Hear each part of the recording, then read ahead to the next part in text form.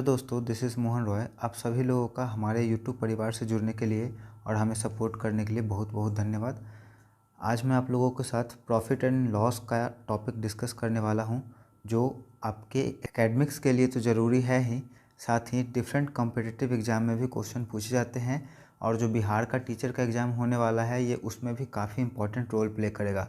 तो मैंने सोचा कि इसके ऊपर मैं वीडियो बना करके आप लोगों के साथ शेयर कर दूं। तो आज हम लोग इसी टॉपिक को समझने का कोशिश करेंगे। तो चलिए स्टार्ट करते हैं अपना वीडियो। प्रॉफिट एंड लॉस समझने से पहले हम लोग थोड़ा सा परसेंटेज का कॉन्सेप्ट को क्लियर करेंगे। आप लोगों ने पढ़ा होगा तो बहुत अच्छी बात है, अगर नहीं पढ़ा है तो थोड़ा सा यहाँ ध्यान दे लें। जैसे मान लीजिए आपको एक क्वेश्चन दिया हुआ है 65%, ठीक है। तो परसेंटेज में क्वेश्चन करने के लिए आपको दो पार्ट में आप डिवाइड कर सकते हैं। एक तो आपको परसेंटेज फर्स्ट केस में परसेंटेज हटाना होता है और दूसरे केस में परसेंटेज लगाना होता है। तो यहाँ पे आप देख पा रहे होंगे 65% है। यहाँ पे परसेंटेज हटाने के लिए अगर बोला जाए तो 65 को 65 रहने देंगे, और ये जो परसेंटेज का साइन है इसे हटाने के लिए हम लोग नंबर को 100 से डिवाइड करेंगे। डिवाइड करने के बाद हम लोग क्या देख रहे हैं कि ये दोनों नंबर 5 से कटने वाला है ना। 13 का टेबल में 5 बार में 65 और 20 के टेबल में 5 बार में 100।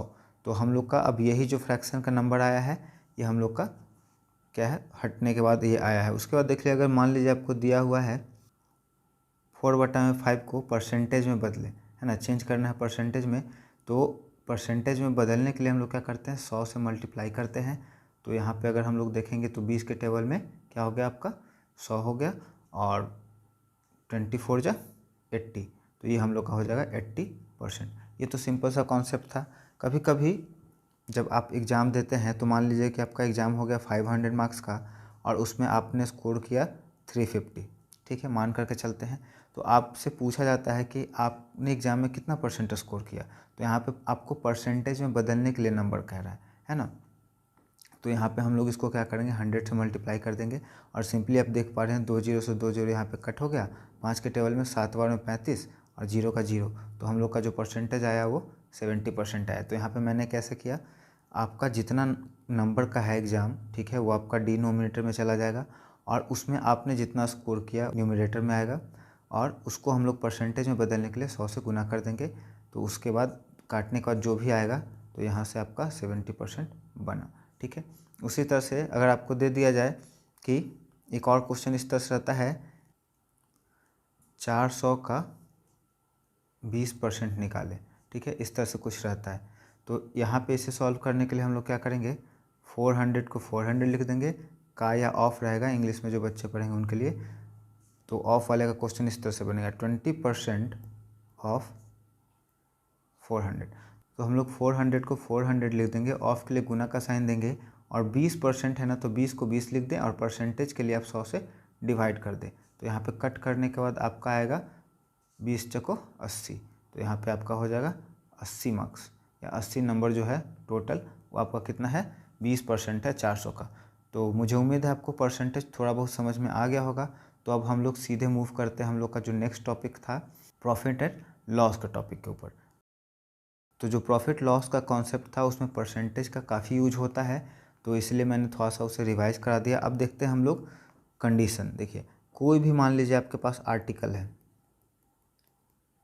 है या आपके पास कोई सामान है, ठीक है, तो आप उसे ज़रूर बाई करेंगे, है ना, बाई करेंगे, और जिस प्राइस के ऊपर बाई करेंगे वो आपका क्या कहलाएगा, कॉस्ट प्राइस कहलाएगा। कॉस्ट प्राइस इसी हिंदी में हम लोग क्रय मूल्य बोलेंगे,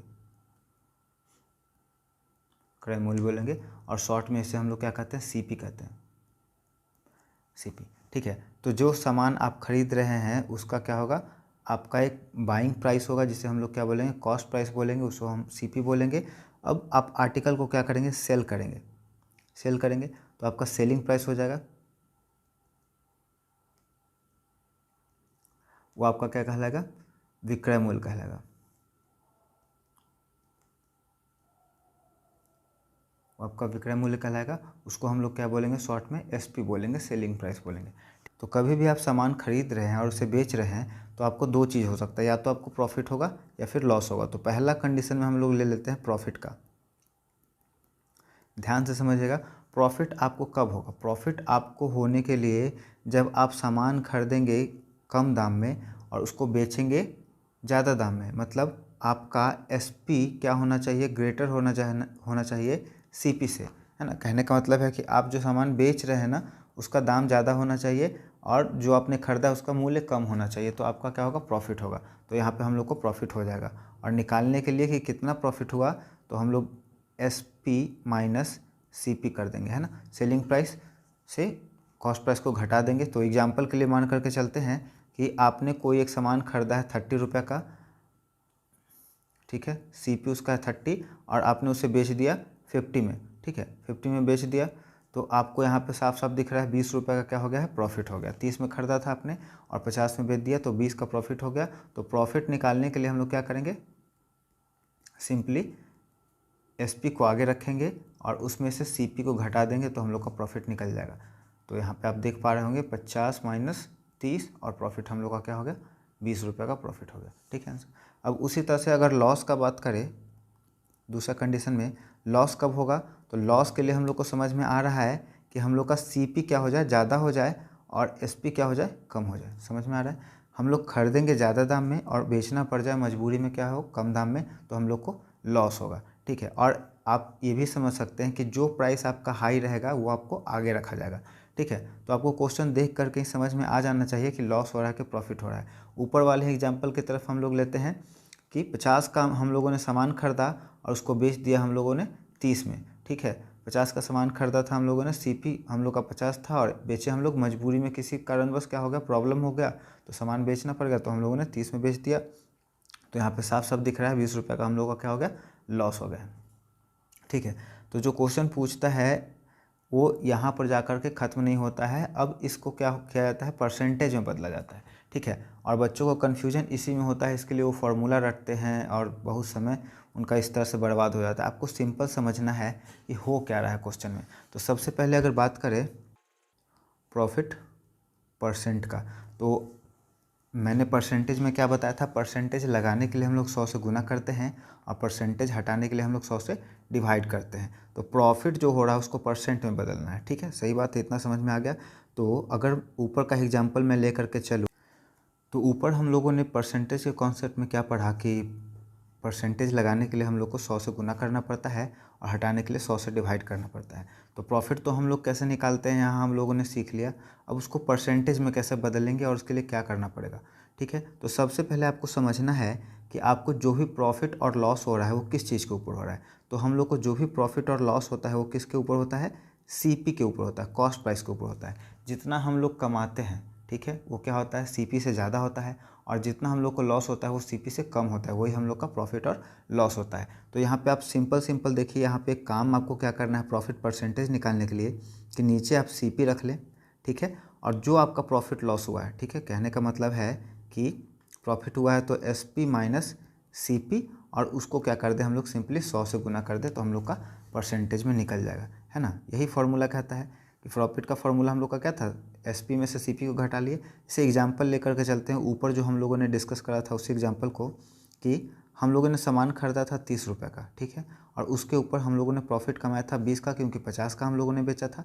और इसको अगर परसेंटेज में बदलना है तो हम लोग 100 से गुना कर देंगे। तो यहाँ से क्या पता चलेगा हम लोग को कि एक जीरो से एक जीरो ख़त्म हो गया और उसके बाद 20 का टेबल अगर 10 बार पढ़ेंगे तो हम लोग का कितना हो जाएगा? 20 दहिए 200 और नीचे 3 से डिवाइड करने के बाद 3 का टेबल में 6 बार में 18, 3 7 21, 6 हो गया, 6 बार में 18, फिर बच गया, फिर यहाँ पे 6 हो गया, ऐसे ही 6.66 कटते जाएगा और ये हो गया हम लोग का प्रॉफिट परसेंट। समझ में आपको आ रहा होगा। जब भी प्रॉफिट या लॉस होगा तो किसके ऊपर होगा? हम लोग का सीपी के ऊपर होगा, कॉस्ट प्राइस, जो हम लोग सामान खरीदेंगे, ठीक है, उससे जितना अधिक में बेचेंगे वो हम लोग का प्रॉफिट होगा। तो हम लोग परसेंटेज किसके रिस्पेक्ट में निकालेंगे? सीपी के रिस्पेक्ट में निकालेंगे और लॉस भी हम लोग सीपी के रिस्पेक्ट में ही निकालेंगे। लॉस परसेंट निकालने के लिए तो उसका भी इसी तरह से फॉर्मूला होगा। हम लोग का जो भी प्रॉफिट लॉस होगा किसके ऊपर होगा? सीपी के ऊपर होगा।